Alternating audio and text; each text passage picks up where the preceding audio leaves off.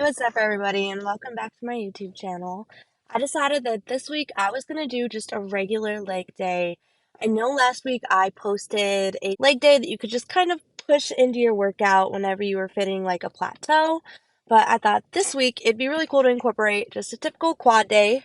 I know that for me, I really started seeing growth whenever I mixed up my quad days and hamstring days and really just focused on two separate days for them and made it twice a week instead of, just one overall leg day. You could split them up. I think it's definitely a great way to add that to your leg routine versus doing just one leg day and trying to get glutes, hamstrings, quad all in one. I'm currently on a 5-day split.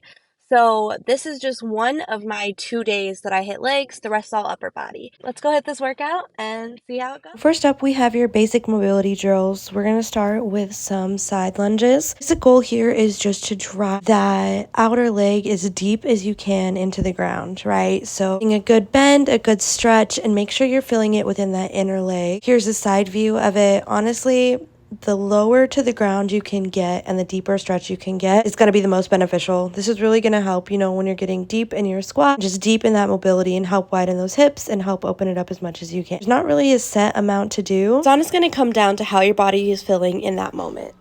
Now we're going to go into some basic goblet squats. You want to make your stance a little bit wider than your normal squat stance would. And pause there at the bottom. Really just help get that stretch by putting your elbows on the center of your knees and pushing outwards and then just driving as far down as you can. If you're doing it right, you should feel a stretch deep in your hamstring and of course, on your inner leg and opening that hip. So the amount of sets you do on this is completely up to you. Honestly, I just usually go until I can kind of feel my hips widen a little bit. I feel a little bit looser in my muscles and I don't feel as tense. So there's a few different ways you can do calf stretches. You can either do this on the ground where you kind of have your butt in the air and you're just pushing as high as you can to get that stretch. Or you can do it this way on the wall, whatever's quickest for you. Usually just hold each for about 10 seconds. So if I'm being completely honest, I have no idea what these are called, but they work and I think that's all that really matters here. So main goal, lay flat down on the ground. You want to bring your knee as high up as you can. Lift that back leg up and then put it in a 90-degree angle and lift it to your shoulders. The higher you can get your leg up, the better. You really just want to hold it in that upright position. Honestly, this is just really going to be a good mobility drill and really help you overall. Now, this frog pose can make or break you. I like it because it is the quickest way for me to open up my hip and really just, fix whatever corrections that I have to fix. Really want to drive your knees into the ground. You can use a wall if you can't get this position. Just put your feet against the wall and then drive back and push your hips into the ground. Honestly, either way works. Biggest thing is just driving your knees as far into the ground and pushing your hips down. Last but not least, we have our lunges. So drive your knee as far forward as you can. If you feel like you're not getting the best stretch, go ahead and lift that back leg up. Then you can put your elbow on your inner knee and just kind of twist a little bit into it. Once you get that twist, it's going to help that lower back and help that back hamstring as well. Make sure you do it on both sides. I don't really have a set amount of times that I do this. Just whatever feels good to me and I can finally feel my muscles loosen up and not be as tense. Whenever you get to that point, you're ready to start your workout. For me, it's usually 2 to 3 10-second holds, but like I said, completely up to you, whatever works best on your workout routine. So first up, we have some basic barbell squats. Warm up, warm up, warm up. This is going to be your biggest thing. You never want to just pick up the bar and add weight. Definitely do a warm up set, get used to it. This is going to be 4 sets of 6.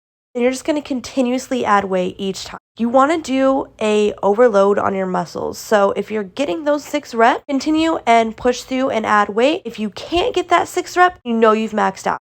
Don't do more than 4 sets. You want to do at least 4 sets. So your goal is to max out by the time you get to that last and final set. Moving on to leg press. So again, we want to progressively overload our muscles. If you know me, I'm a big fan of single leg versus dual leg, but you can opt for both legs. Now we're going to do 4 sets of 6, right? So you don't want to do more than 6 reps. 3-second pause at the bottom, explode back up. We're going to do the short rep range, but increasingly do more. Don't do more than 6 sets. But again, we're going to do 4 sets of 6, adding weight each and every single time. You want to burn out by that 6th rep. So get your 4 sets in, but do not do more than 6 reps each time. Quad extensions are up next. We're going to do 3 sets of 12. I increase the weight after every single set. Not really pushing for progressive overload here. Just really want to make sure you're getting good rep, getting that full range of motion, and really just pushing to get those last few reps.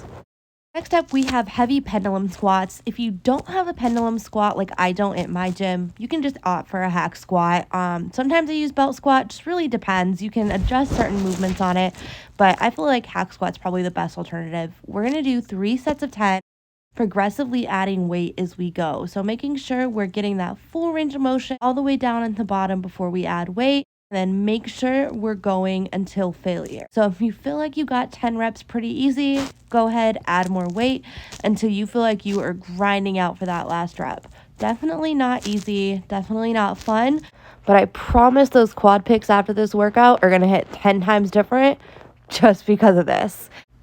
Honestly, I probably could have cut this part out just watching me die for my last few reps, but hey, I hit 3 plates. I'm freaking proud of that, so we can all watch in silence as I hit these 3 plates. There we go. Alright, so last up in this workout, we have 3 sets of 10 on seated hamstring curls. So main goal of this, we want to burn the heck out of our hamstrings, right? So we're going to hold that contraction for 1 to 2 seconds. Not going to do more than 10 reps. Just really, really focus on that holding of the contraction at the top of that rep, and really just focus on pushing as much as you can to get that 10th rep.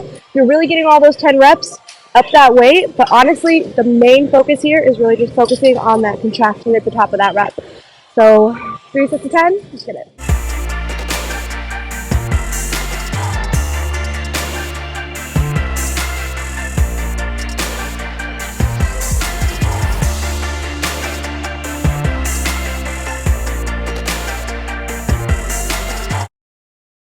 As always, don't you dare leave the gym without taking a progress pic or video, whatever works.